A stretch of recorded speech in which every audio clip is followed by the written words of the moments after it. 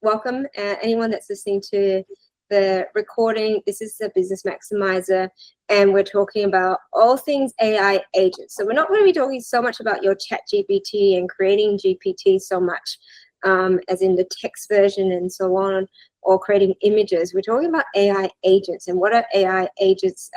Basically mainly people who are, your AI who are making calls. So it can be your appointment setters, it can actually be salespeople, customer service. And the person I have here today is Nick, who's our AI partner from C5. Hello, Nick. How are you? Good, Cheryl. Good to be here. Excellent. So Nick is very wise in his years and has been obsessing about AI for most of his life. So from when he was about 5, not really, but for quite a large part, and just has been obsessing about the evolution and development and the constant growth of AI. What got you to really hone down into the AI space of all the places that you could be dealing in the technology side of things? Cool. Well, first of all, good to be here. I've been loving the tech space for all my life. I started off as a freelancer, doing web development and automating businesses' workflows. But when Zapier came out with the ChatGPT module in 2023, so that's 2 years ago, that's when I saw the potential, went all in on AI. Awesome. And so what is, there's so many AI companies out there, and they've put out, you can do your appointment setting and so on. And we've tried a few and they haven't been great. Like the first ones that I played with really sounded robotic, which is a problem because we want it to sound, natural. So what are the key things that we should start to really understand? What makes good AI agents and what makes not so good AI agents? Yeah, so AI agents has been a term, I think, that's been thrown around a lot this year. It's kind of a buzzword. No one really knows what it means. And it's been misused a lot for just automation workflows, where you're just automating a specific task. It does it in a straight line, for example, like analyzing something and then taking it to the next step, and then sending an email off, for example, instead of really an agent, an employee, being able to make conscious decisions within a scenario. So I understand that a lot of people did jump ship straight away when this technology came out for AI chatbots, for AI voice agents, because they thought, wow, this is, a fraction of the cost, available 24/7, and I can really automate my business. Looks like very easily and fast, but the reality is everything seems easy at start, and there actually is some hurdles to cross. So what you're referring to is, I think around start of 2024, there really was not much technology that genuinely provided value for businesses. It was more gimmicky, testing the waters, and that's where you probably ended up, Cheryl, where the quality wasn't too good, but the potential was there. Yeah, absolutely. And with how AI and the growth and the learning, it was just bound to get to that point, right? So what are the different types of use cases for AI calling agents? I'm talking about agents so they sound like people who can make calls and receive calls. So those sorts of agents. What are the different types of use cases in businesses? Well, any phone call. And this problem has been solved before, just like yourself. Trying to identify some places where this is a repetitive phone call, or this can be this particular use case can be done by someone else in the team, and we can recruit for it. It's a similar sort of process by identifying where an agent or employee could take over a task for the team in a business. So the big ones that we see, of course, appointment setting. As you're calling outbound, so you know what the call's for, and it's a much more easy to follow script than calling inbound, where you're not sure why the person's calling, or you're not sure where you have to take them. Is it sales? Is it for support? But those two are the main use cases so far.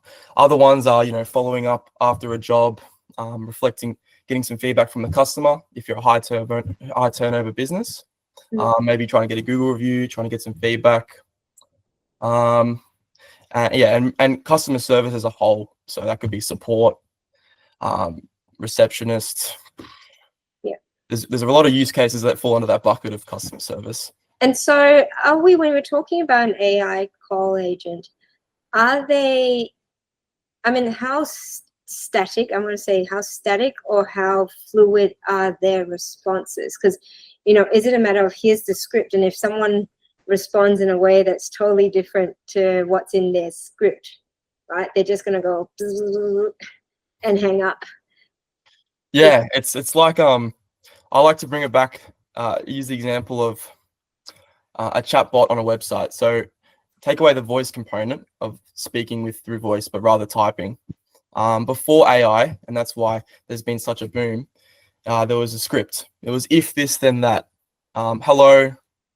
If the person says, I need help with something, go down this path. There's a whole flow, and then it's just ridiculous. You can't automate that. You may as well just train someone to do it. So now that we've got the AI agent who has access to huge LLMs like Gemini, ChatGPT, all the AI that we know, it can identify what the user's asking, what the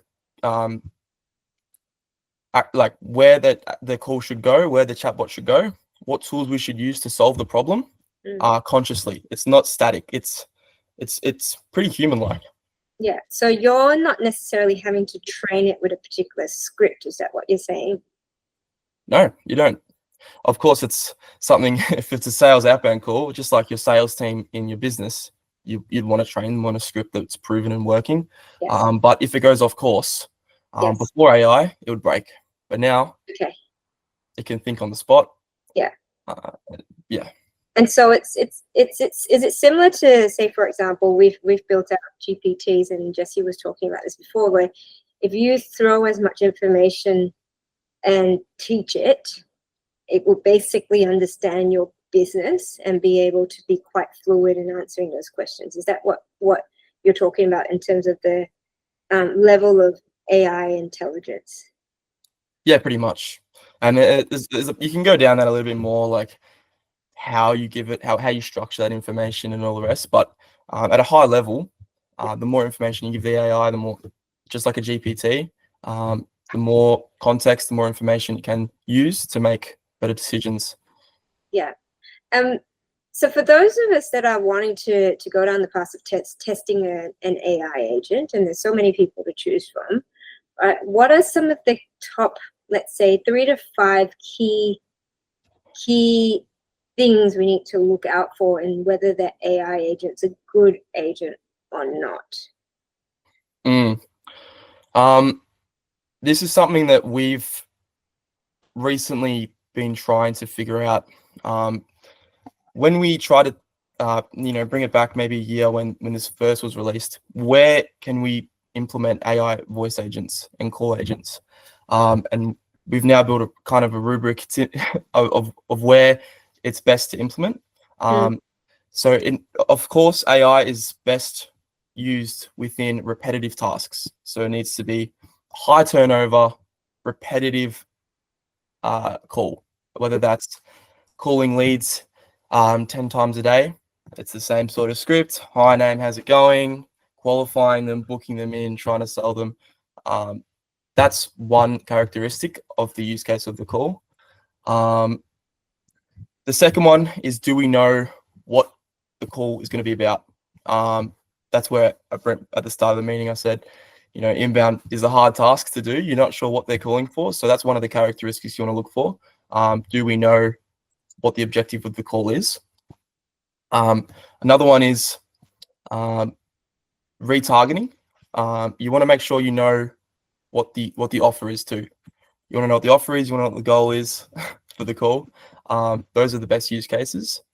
Um, top five. I've only got three there off the top of my head. Yeah. I'm sure there's more. This would be actually the actual quality of the speech and the fluency of the call. So when I started out researching this, for one, they didn't have Australian accents. So it'd be all different accents, and they would actually sound fake and robotic. How far has it evolved since then? Heaps, obviously. So like it's just every single month, it's just been improving. So a couple of variables that have improved that were very bad initially were latency. You need to make sure that it sounds human. You don't want the other person on the other line waiting 3 seconds for a response and then maybe interrupting and then wait another 3 seconds. That was a big problem in the call. Another one was accents. It has to fit the local origin of that call. It can't be an American calling with some weird accent that just sounds so unnatural, and it's complete. You just point it out instantly on the call. So for Australia, that's where we focus down. We're an Australian-based company, so we straight away try to start training Australian voices. So the way that works is you get a sample data from an actor, and you just train an AI on their voice. So it pretty much mimics their tonality, intonations, and how they talk. And it sounds very natural. Yeah.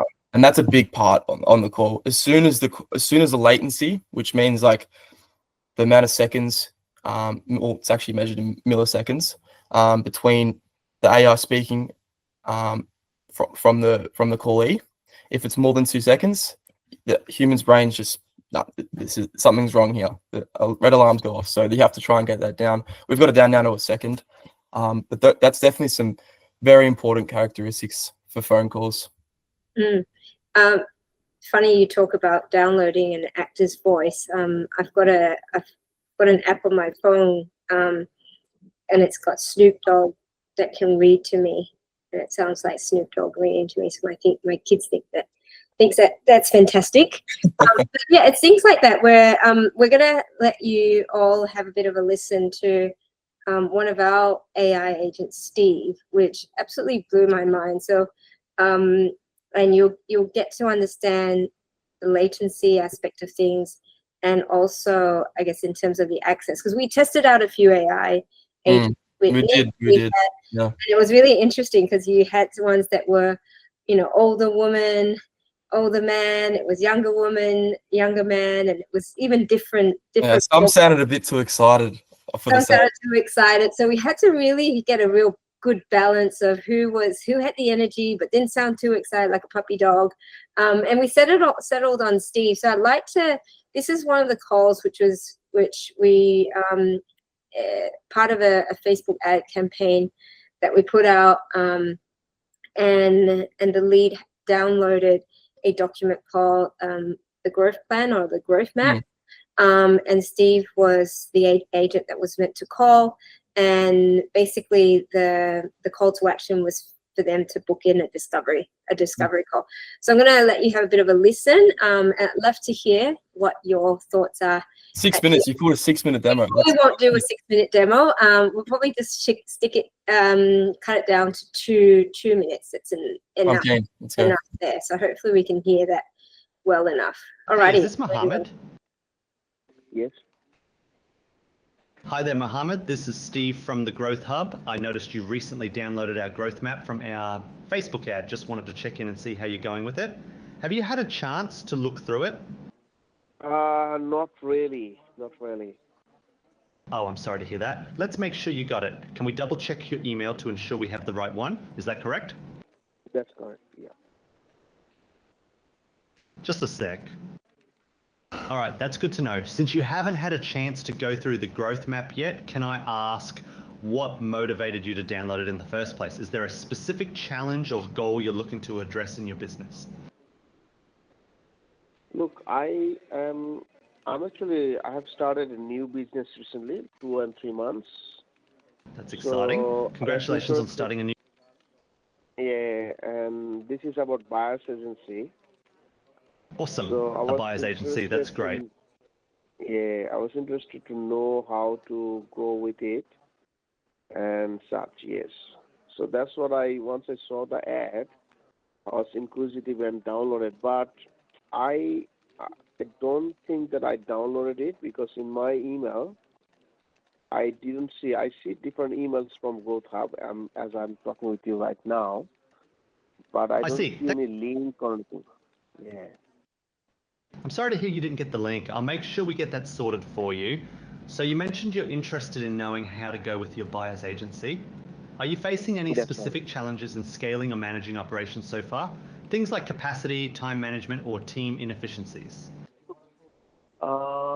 Capacity growth. Like I'm looking at this stage the leads and prospects and to make them my client. That's what I'm with at this stage because it's only less than 3 months old business. So it's not that I'm struggling in a sense because 3 months is not a big time, but I have some contact and networks. I'm getting some calls and getting some queries, etc. But Got- I believe to be sustaining and for the long term, I should be having even more than what I'm getting. Like I already have got first client within the last 3 months. That is good, but one client a month is not good, right? So I Absolutely. It want sounds like you're looking to. at least some few calls, leads We'll stop every week. there. Thank you. Awesome. So at the end of this, Steve actually booked in a call. So he's got access to our calendar links and so on and so forth as well. But that's towards the end of that call. What did you guys think about that? Yeah, it's great. We've played with it. I've got a guy that helps look after my Go High Level stuff, and he's a whiz, but he'd only gone, last time I looked at AI voice with him was probably 3 months ago, and he's doing it for a couple of clients, and it was just the latency that you mentioned, Nick. There's heaps of latency in there. The accent was off. It was pretty obvious that it was AI, whereas listening to Mohammed and just then, it was a seamless conversation. You couldn't actually tell that it was AI. Yeah. Which is Just a side note on that, that's completely correct. We found that 97% of callers don't even know that it's an AI anymore in the past month or two. And if they do, in most cases, they don't even mind because they'd rather just get the answer straight away. If it's a seamless, natural conversation, they don't care who they're talking to. They'd rather someone who's more smarter than anyone. Imagine ChatGPT, they know everything. It knows what movies you've got, knows every single episode of some random show. You can have a complete conversation with this wizard who knows everything about your business, can analyze your website beforehand, and you just have a chat. But then some are like, can we talk to a human? And then he goes, all right, understand, transferring the call now.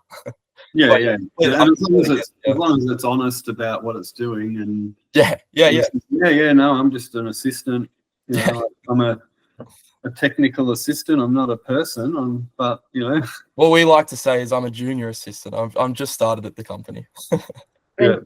And it's I mean, you think about how we're all exposed to the phone call, and you're like, press 2 for this. Yeah, gotta love the IVR. So if you're exposed to that and you speak to someone like Steve, you're like, I don't care if you're AI. Especially for inbound, yeah. For customer service, I need to reset my password. I need to get my insurance claim. The whole times are ridiculous, and they're gone. Yeah, absolutely. David, how are you doing? Lovely to meet you. Yeah, good. Thank you. You too. What's brought you here today? I'm here to work with Jesse. Oh, awesome. What did you think about Steve? Yeah, it was pretty good. I guess someone like myself, you can sort of tell it's very slight latency still, but it's pretty damn good. Yeah. And when they talk over each other a bit, and the way comes in, starts, and then sort of pulls out. It's not really choppy and smooth like a normal conversation would be, but that's very picky. But I sort of think that. Cheryl's very gutsy putting that on the demo straight away. The two of them talking over each other. Yeah, and it is. I mean, it's it's being open and honest to go, this is where things are at now, and the truth is that was that was probably a few months ago, and the technology's improved even more from there. to be able to go, hey, you know, what can we do when there's that overlapped or whichever. But it's so much better than where it was even just last year. So Yeah. where I think it's exciting, it's a bit scary at the same time because you just don't know who's on the other line. But in saying that, do people, except from a customer service point of view, you just want your problem to be solved? So I guess, Nick, what would be really helpful is if you can sort of walk through, I mentioned Caravan Guy, where they've used in that instance the AI agents, and I guess the before and after in terms of what their problem was and where they're at now. Yeah, no, this case study is the best that we've got. It's hard pulling case studies together. They take a lot of time when you're trying to become a startup founder, and you have to reflect on your work. But this one was clear cut. He's a caravan and trailers business that came to us looking to automate all his phone calls, inbound and outbound. The good thing is he was educated. He knew exactly what he wanted, and he approached us pretty much like he wanted to hire someone. He needed to automate his appointment setting because he had a lot of inbound inquiries to his website and ads. And his pain point in that use case was speed to lead. He's out and about. He's dropping caravans off. He's inside the shop trying to help someone out. And when the lead comes in, if you don't call them in under 60 seconds, I don't know the exact numbers. There's a lot of data on this. The drop off is wild. So that was one pain point there. The second one was his receptionist was sick and tired of answering the phone call. All the inbound phone calls they get to the reception, answering the same questions. Where can I get parts? How much does it cost? Just you could see it in her face when I spoke to her. She was vividly upset. she was done. She's like, I need help. So we came in the business. We gathered all their past recordings from the receptionist, from the appointment setter, and we used that data to put version 1 of the model and slowly iterate it and integrate it into his current systems, which was pretty sure was Go High Level 2. So all we needed to do, we have direct integration into most CRMs. If it's on Zapier, I like to say, we can integrate into it. So we integrated straight in there. We had access to their contact data and all the rest, and we were able to automate most of his phone calls. The reason Cheryl loves this example is to this date, it's been 4 months of us implementing it, and the receptionist is still live and getting 10 to 20 calls a day. And the customer sentiment is really good. The call doesn't even ring. It goes straight into a person and they get to chat. So yeah, that's been some good success there. You're a mute, Cheryl. So I was going to say, what does the receptionist do now? Is she on the Bahamas sipping cocktails? I think no, she's just more helping the customers in the business. That's honestly true. Yeah. She was just sick of answering the phone. Yeah. So you can which means that you can put your higher value team members to focus on more of their high value tasks. Rafiq asks a really good question. Can we use AI agents for conducting recruitment interviews? Well, I don't have experience in doing this currently, but if it's voice and it's interaction and it's repetitive, and you have a good idea on what the goal is and the objective, just like I said at the start of the call about building an AI agent, it's pretty similar.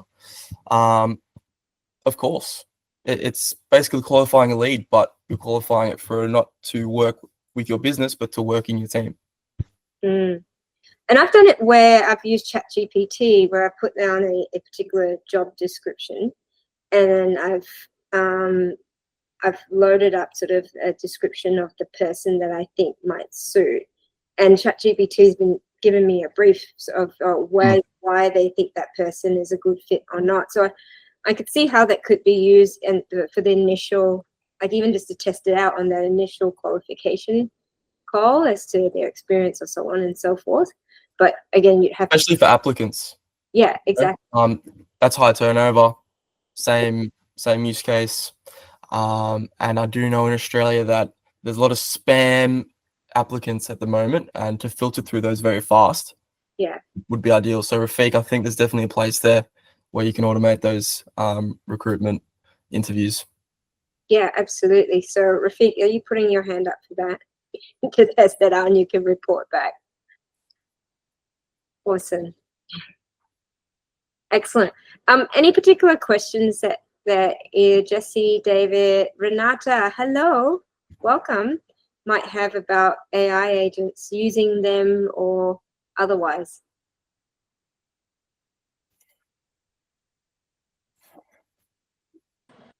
Just around the call. Sorry, I was Oh, yeah. What was, no, sorry, you're right, Davey. So just around that call that you showed us, so is that a specific script that's been loaded in, obviously with a specific outcome to book a session? Is that what was done with that one that we heard? I might share our experience. So we had a script, but we sent a lot of information about our business as well. So I didn't really know what Steve was going to say on a call, apart from, Steve, make this call. I didn't train them, so Nick will have to tell you about how we trained Steve. But we just sent Nick and the team information about the business and the product. Yeah, because I was just curious, because it's a very like familiar script, I guess, the format he was using. Yeah. And it sounded like if he was someone that was real, had gone through sales training in that aspect. Yeah. I can add a couple of points on that. So knowing Cheryl, the processes queen, she gave us 100 pages of documentation about the Growth Hub, and that was very helpful. We stuff that all down into some edible, concise sentences for the AI. But yeah, not much scripting from Cheryl. It was more, here's the lead, this is where it came from, this is the goal, and we need you to book them in. And the reason I think, so I'm just trying to remember, that call was one of our first iterations. We do iterate very fast, reflecting on the calls. That's something that a lot of people miss. But don't let me get started on that. So I think that script was actually made by ChatGPT or a different large language model. But we used that as a baseline. As you said, it was something very generic. So we try to start with something generic, but I think now it's much different. I can't remember off the top of my head, but that's probably why it sounded a bit generic. You're right, it was generic. Yeah, no, that's all good. I just wondered if you programmed it. No. Yeah. What sort of tech do you use, Nick? Me, as much tech as I can. But our agents now are completely programmed by ourselves, proprietary software. Invested a lot of money into it.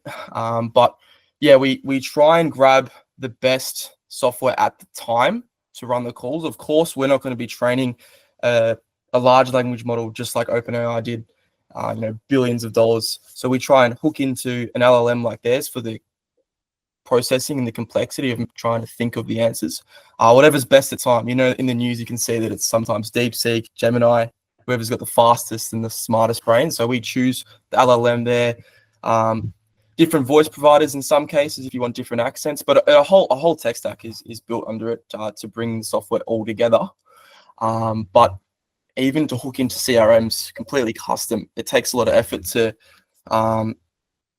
make an AI be able to read a calendar, for example, or pull in contact data from different CRMs. They've all got their nuances, which has been a pain, but that's the tech stack underneath it all. So can the voice, because I know when we last played with text messaging, it could go into the calendars and read available appointments, but it just kind of had its own availability memory, and it wasn't great. So are you saying now that you can go in, read availability, and go back and forwards and talk and lock in a time that suits everybody? And Yeah. Not to get too dystopian, but if you really think about a human employee, they're talking on the phone and they're querying the computer in front of them. They're checking the calendar, then they're relaying it back, checking the calendar, relaying back. Let me pull up your contact information and inputting it. We do the same process, but rather visually, like a human, we hook in through APIs, and that's what I mentioned about like the custom integration. So rather than, I think what you're referring to is an old method. The quick method to get something up and running is dynamically inputting the available time slots or calendar at the bottom of their script, saying, by the way, these are available time slots as of initiating the call. Maybe it changed throughout the call, which is not good. It's not live. So that's probably what you're referring to. But the way that we do it with all calls is we query the calendar live. So for example, name, would you like to book an appointment with Cheryl tomorrow at 3 p.m? I would. Queries it up, that calendar slot's taken. Would you rather do 3:30? Something like that would be an example of it. And that custom integration, doesn't have to be with calendars. That's how we operate the whole AI agent. We're not trying to reinvent the wheel and make our own CRM and migrate over. We're trying to hook into your current workflow. So things like updating information. Oh, my email's changed. My phone number's changed. My name, my last name, company name. That can all be dynamically modified on the call. So I hope that answers your question there. Yeah, no, it's good. We've got another question from Rafiq. Can we capitalize on AI agents for collection calls? Rafiq's starting out the debt collection agency and a recruitment agency as well. He's got all these ideas coming out. So, I actually saw this recently. Yeah, like a lot of banks are looking into this. But yeah, they're investing in of course, Rafiq. Going back to that structure of the characteristics you need for a good call to automate. If it's repetitive, if it's high turnover, and you know what the goal is, just like a collection call, those are probably very repetitive. The only thing that changes is who you're calling and why and how much they owe who. I don't see why not. Definitely can be automated. Yeah. And they can put up with the verbal abuse on the phone too. Yes, no emotions. Available 24/7, so they can call different time zones. But yeah, 100%.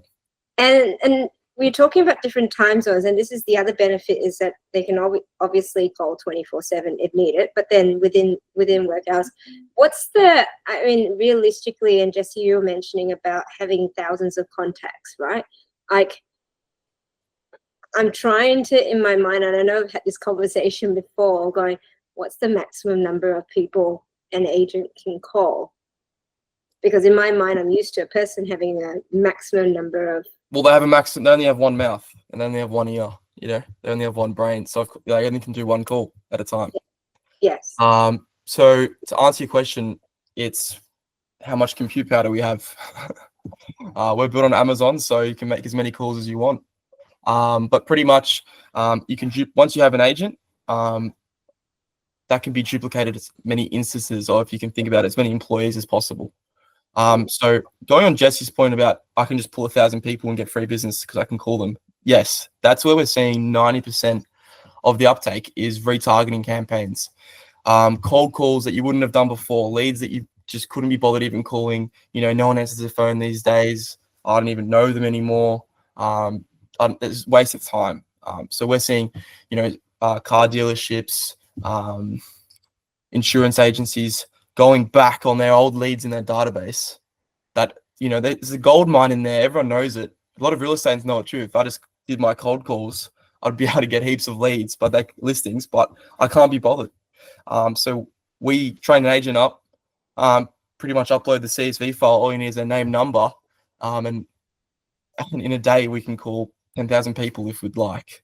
The reason you don't do that is because what happens if you could optimize it a little bit better? So we like to do it in stages. But what happens if you get 100 appointments at once? Yeah, that's it. What if you get too many leads? What a problem to have. Yeah. What about voicemail?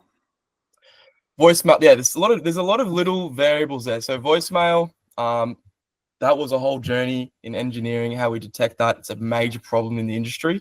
But once it's detected, we can either leave a voicemail that's preset, hi name, it's Nick calling from the Growth Hub. Just following up on your inquiry. Give us a call back. You can leave a voicemail, static, dynamic, or you can, once we hear a voicemail trigger and the AI, the voicemail, hang up the phone and maybe redial them again later. Or we wait for them to call us back after that instance and just continue the script from there. Voicemail, if you're doing a campaign, you never want to leave a voicemail. That's just one-on-one sales from what I've learned, is once you leave a voicemail, they're not interested. They know who it is. They don't want to talk to you. So with like patterns and whatever, you could say right, do a double dial in the morning, another one in the evening for 2.5 days or whatever. You just preload it to Yeah, and even because we're in Australia, not many laws around telemarketing and cold calling compared to the United States. So for one of our clients, they chose to try and get contact with their leads 6 times over 2 weeks. They found that was the best way to get through. They said a lot of their data set has do not disturb on. So they said, call Tuesday afternoon. All calls go out Tuesday afternoon. Call Wednesday morning. All calls go out. So the fact that it's software, it's so easy to configure and quality test, pull the levers and see what works the best. A/B test. Absolutely right. I could talk about it forever. Very impressive. And in terms of, and this gets asked a few times, in terms of the legal aspect of things, what are some of the considerations to make in terms of, you were like the do not call list?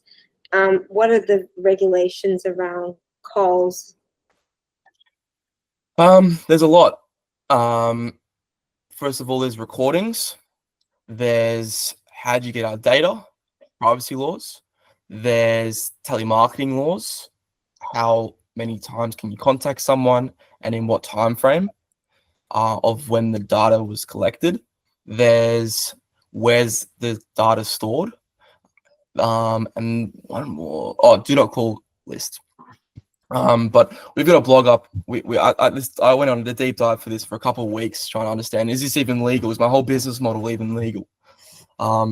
It is, thankfully. We got a blog up on, I did a whole deep dive on that about the legalities of AI calling in Australia.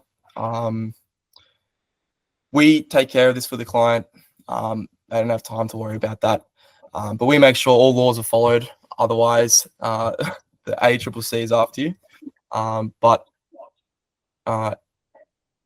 if the data is collected legally and you're making a legitimate phone call to follow up on a lead, they've inquired, then they don't care. It doesn't matter if it's an AI or not. If you're like chasing, sorry, I cut you off. But I was going to say one more thing. In the United States, actually, they have made a law that if you are an AI, you do have to let the caller know that you're an AI for transparency. Who knows if that's coming to Australia?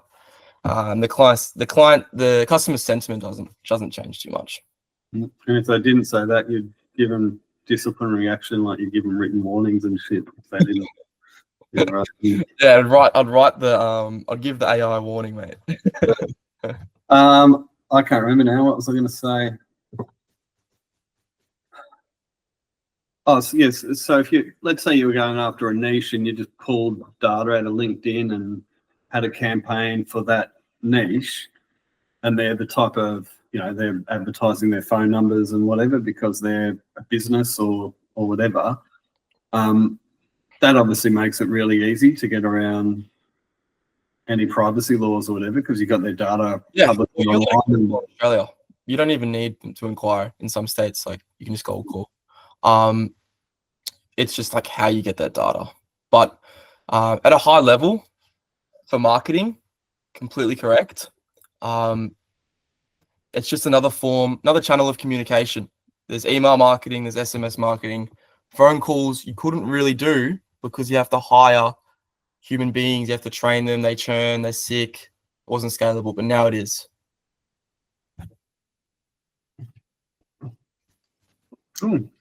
Another question from Rafiq. How much time does it take to actually get an AI agent set up and running? I always say 30 days. It's usually less, but yeah, there's a couple of things you need to do to get a AI agent up and running, which I've touched on, but you need to gather as much information about the call that you're about to create or the agent you're about to create. You need to integrate it into the system. Each of these probably takes 3 days. And then you can create version 1 by probably week 2. And then from there, it's just an iteration cycle that we handle by analyzing the calls, going back to client, going back to our team, just increasing the sales side, A/B testing. But to get one up and running, 2 or 3 weeks. Okay, awesome. And in terms of, are there specific CRMs that people have to have in place, or can it be plugged into any CRM? So doesn't really matter as long as it's got an API endpoint and the AI can can access the CRM. We can access it too. I was going back to what I said with Jesse about custom integration. If the integration is there, and I've never seen a CRM that doesn't have integration so far, the AI can leverage that. Yeah, there's a lot of that we do prefer to work with some CRMs just because we've done it so many times. Like for example, Grow High Level, Agent Box, Salesforce, Zoho, Pipedrive, all. But if there's a random, like for example, someone came to me with a random custom CRM they're only using their business, it does take it. That does add to the time frame a bit. It's a new CRM. Agent Box is a CRM that real estate agents use. Yes. What was the main use case in that? Was that more for outreach? Yeah. Okay. Yeah, retargeting. Excellent. Awesome. Paul, I can see you online. How are you going? Not sure if you can hear me. Hey, how you doing, Cheryl? Really? Sorry I was late. I've been on a call, overseas call, but I was late to the party, but listening intently. Oh, good. Did you have any questions about AI agents? No, just taking it in. Yeah. All right. No worries at all. There is a recording we'll send out so you can listen to the first part. We did do a demo of one of the AI agents that we use, Steve. It's worth having a listen to that as well. I think we've probably covered a big bulk of it. Ultimately, I mean, it's even got me thinking around, hey, I should get an AI agent for this part of, I said, even checking in on clients and getting feedback around your service or whichever. Really good to be able to have someone do a bit of a reach out there. Have you, and the one part that we haven't tested out is its ability to actually close sales.